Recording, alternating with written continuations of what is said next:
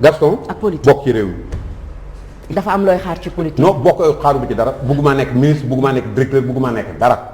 mais am naa sama gëm-gëm gëm sama réew gëm sama président xam ni mi ngi liggéey li muy liggéey man mënuma koo liggéey ma jàppale ko ci liggéey. D'accord. Aliou. Aliou. Écoute, moi ce que je pense. Moi je ne suis pas d'accord avec Gaston Mbengue. soo neexatee. Je ne suis pas d'accord avec Gaston Mbengue parce que quand on parle du président Macky Sall c'est vrai que am na loo xam ne maa ngi ko am fii ba tey parce que man dama am jaar te man am naa tuuti xam-xam lu ma yàlla may te am naa fu ma jaar te jàng naa école jàng naa université man tubaab bi ñoo ma formé te du ma cuune. waaw juddoo Sénégal màggee France. donc loolu Vas-y direct. si moi je parle. wala ma jóg dem bokk. non bu jóg dem yooyu itam. damay wax. non man maa la invité bu jóg dem taxawaalu. man du ma nit buy taxawaalu man. tubaab yoo ko jàngal man dama pare démb tey doog a ñëw moom ci boppam moom li muy wax gëmu ko xamul na ni man du ma nit kuy taxawaalu man waaye par contre nag dëkk bi dañ ko war a defar te transparence daf fi war a am li tax may wax transparence mooy dellu si li mu wax ni moom ni sànq ndax fii bu leerul ñàkk leeraange moo tax dëkk bi di demee nii ñàkk leeraange moom moo tax moom mii muy contredire boppam di wax ministre dañ koy woo day woo ministre te ministre du ko wuyu duñ la wuyu kay duñ la wuyu parce que dëkku caay-caay la dëkk bu ñàkk transparence la loolu ngeen di bañ ñu wax. Moi je parle en général je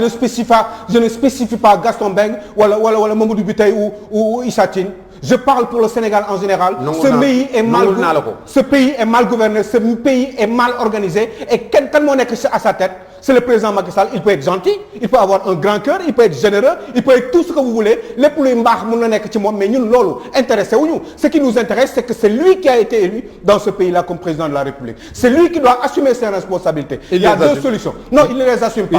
Non il ne les assume pas parce que bu leen assumer woon exemple rek bi nga jox ñu dellu si waat ci bu leen assumer woon du ne fay leen diw borom ñu bañ la faale. parce que nañu waxante dëgg te yàlla tax il faut dire la vérité c'est parce que en réalité faale wuñu président de la République c'est parce que ce président là damay wax. kon dana ñàkk jom rek. dama xamuma man damay ñàkk jom. non moi je sais que man xam nga man je suis un intellectuel je réfléchis je fais des constats par rapport à ce que je vois dans ce pays là. te xam naa xawma lu Sénégal kese xam naa àdduna bi lu bëree bëri. modestie. man non damay wax li ma def man sama yoon nekkul man li ma xam laay wax man xam nga man du ma mécanicien du ma plombier. duma yooyu yaa ngi dégg lii laa def lii laa xam te lii laay wax moo tax ma ñeme taxaw di ko wax fii te ku ñeme na nga yow jàkkaarloog man fii ci dëkk bi man li may wax du dañ non c'est que man li may wax du dañ maa ngi lay expliquer ni li ngay wax ne yow yaa ngi nekk dans votre propre contradiction parce que yaa ngi wax ni dëkk ñi ngi lay wax waxu transparence di ko généraliser nga ñëw yow retourner waat pour wax ni dëkk wane dëkk bi nii ay caay-caay moo fi am wane dëkk bi nii ay transparence moo fi am te ki ko jiite ak ñi ko gàcce ngaalaama moom non man du ma ne gàcce gaalaama xam nga du ma ne gàcce gaalaama. waaw Gaston bàyyi ko mu àggale après nga ñëw bàyyi ko mu àggale après moom mënul topp di wax yow mii da la dégg. gàcce gaalaama moom laa wax gàcce gaalaama moom da laa dégg. mais d'accord mais bàyyi ko mu àggale ba pare après nga tontu ko. mu wax idée wax xalaatam. vas-y Aliou. mais Gaston xam lan la ñu wax. Gaston daf ñu ne. dëkk bi ay caay-caay fi am. ay naafeex fi am. ay tricheurs fi am ay ñoo xam ne nawuñu président de la République Gaston Mbengue moo ko wax fii Sénégal yëpp di dégg. bari na ci de. waaw de xam nga loolu waaw. mais bari na ci de. waaw doo bàyyi jàppal mu wax. dama bëgg mu génn dama bëgg mu génn. waaw bàyyi ko mu daaneel. Gaston bàyyi ko mu daaneel. dinaa ko muñ. dinaa ko muñ. man xam naa ni man Gaston man daf ma fan. waaye du faawante non dañu faawante dañuy gis dañu faawante rek ma faan la. non nañu ci d'accord non man faa naa ci benn côté. ma faan la mais benn côté mooy ci liggéey yi ngay liggéey. ma faan la ak fi nga jógee ak fi nga commencé zéro. yow xam nga ne sax dama la faan nga faam. non da ngay faan kuy taxawaalu. non waaw oui. kuy taxawaalu ci taxawaalu gi laa la faan. waaw vas-y Aliou vas-y Gaston bàyyi ko daaneel. non juste pour dire que ni en réalité il faut qu'on sache dire la vérité dans ce pays là te xam nga mooy lan mooy Macky Sall moom la ñu président Macky Sall moom la ñu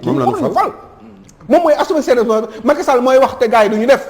Macky Sall moom moo am moom moo war a jàkkaarloog nguur sénégalais yi en 2024 pour wax leen moom lan la fi liggéey ci 12 ans yi Macky Sall moom mooy joxe ay ordre Macky Sall moom mooy organiser le pays à sa manière moo ma ne man nii laa bëgg a def pour dëkk bi développer fii laa bëgg a jàll pour dëkk bi ñi ma siy jàppale fii la ku nekk mu am ndigal bu mu la jox pour nga def ko mais ils ne le font pas ce pays ne marche pas ce pays ay tricheurs fi nekk ce pays ay sàcc ñoo fi nekk nguur gi ñoom ñépp lu ci bare kenn rek nga fi wax koo xam ne gis naa ni wax dëgg yàlla te du yow kese moo tax ma koy wax ñeneen nit kilifa wax nañ ma ko te li ngeen wax fi dëgg la nee nañ ku ko woo day wuyu. waaw Matar Ba. muy Matar Ba nit ku serviable la nit ku ubbeeku la.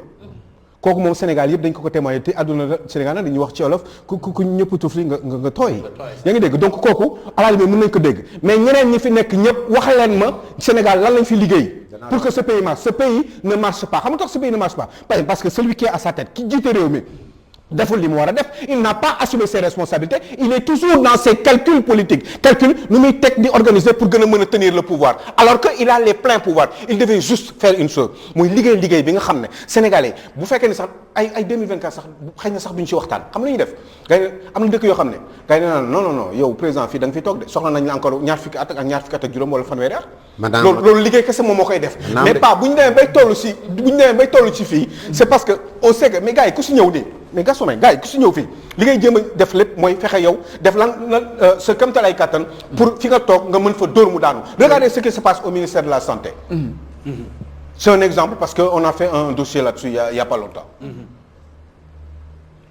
mais ministère de la santé fournisseurs yaa ngi bëgg de fournisseurs yi doon liggéey ministère de la santé ñépp la Abdoulaye Diouf Sarr dàq jël ñaari nit kese di leen jox marché yi umu informatique ak NKG lu déedéet waaw si man lu ma wax bu fekkee amul ñëw ngeen toog nga ne amul parce que ñun aussi Sénégal la ñuy liggéey man lii rek laa xam Gaston mënuma leneen waaw loolu yëpp dans ce pays là est-ce que yooyu c'est normal non est-ce que on a le droit de voir des gens des directeurs généraux qui sont dans les ministères nga gis leen démb tey nga gis leen seen niveau de vie fi mu toll di jënd ay appartements ay 100 millions mais Gaston li may wax ni du dañ c'est que lu nekk la yooyu il faut ñu teg ko ci taabal ji Macky Sall xëy na yëgu ko je n'en sais rien wala xëy na yëg na ko aussi waaye mënu ci dara parce que mënu da xaw ma man damay wax rek parce que ñun loolu mooy suñu liggéey fii laa bëgg amee njëriñal sama réew ma fii nii li may wax nii foofu rek laa bëgg amee kontaan naa ci dama ne fan am nga foo bëgg amee dénonciation dafa baax waaw loolu dama la ci fan mooy fan gi ma la fan ma nit ci sama li may def ci laay mën a liggéeyal ak sama réew te non mais man waxee moon foofu de non man waxee moon foofu man dama doon wax rek bu fekkee tey li ngay wax ni dama la ciy gën a dëgëral gis nga Sénégal le président Macky Sall man dama ko sax yërëm en fin de compte parce que liggéey kër la bëgg na liggéey mais nag ak loo bëgg même sa kër gi nga moom fekkee ni say doom am nga ci kenn koo xam ni maram balaa la di yàq ca doo ko yëg mënoo yëg lépp sa biir kër à plus forte raison un pays Macky Sall tey le président Macky Sall je dis bien su amee sax ku ko jege di ko wax sax les crocodiles là danañu fexe ba yàq diggante ak moom dama lay jox rek benn exemple un gars comme Mahmoud Saleh par exemple nga xam ni bëggul dara lu dul Macky Sall moom bi Macky Sall jógee ci Ablaye Wade moo amee woon ñaari parti NP ak bi ci des bi yóbbu woon Macky Sall dans les élections j'ai oublié même le nom ñëw di ànd ak Macky Sall jox ko parti ba Macky Sall ni mu nekkee laajul dara mais bëgg na Macky Sall ca it am na fit ca dafay wax Macky Sall dëgg da koy wax li mu xalaat mais gis nga bi ñu ko defee directeur de cabinet rek dégg nga coow li ci am parce que bëgguñu woon mu toog fa parce que xam nañ ni moom tant que mi ngi ci wetu Macky Sall dana xam lu bari ci dëgg la koy wax ñenn ñi dañoo jàpp ne moo yëngal seen i fauteuil waaye mooy yëngal seen i fauteuil gisan nañu ko ne Moussa Diop parce que dëgg même pas 2 semaines ñu dàq ko non parce que moom heureusement que le président Macky Sall xam na ko bu baax est-ce que nekku fa di def ak dindi non deful dindi moom luy jariñ d'ailleurs ci moom rek ngay gis ci région yi yëpp politiciens yi ci région yi ku ko ci woo mu wuyu la ñëwal ñu waxtaan fii ci dëkk bi léegi su ma ko woon ci sama téléphone mu jël ku ko woo mu jël la soo ko nee léegi bi tey man li ma dégg mooy man ci Matar Ba laa dégg jëw yu bari yu mel noonu waaw non Matar Ba laa jëkk a wax dañ lay wax lenn au moins Matar Ba il est populaire juste pour terminer waaw non ku mais itam wax seede comme dañuy seede rek seede nañ ci Matar Ba mais man mi leen gën a jege xam li ma seede li may seede li ma xam laay seede d'accord kooku nit la koo xam ne moom itam tey maa ngi soo di comprendre li tax bi mu ko falee directeur de cabinet rek ñëpp ni na fi jógee amul njàng mi amul lii amul laa ku nekk yi kaas ku nekk yi wax parce que xam nañ ni tricherie day ñàkk day génn foofu. mais Gaston Mbengue est-ce que on peut être d'accord que ni dëkk bi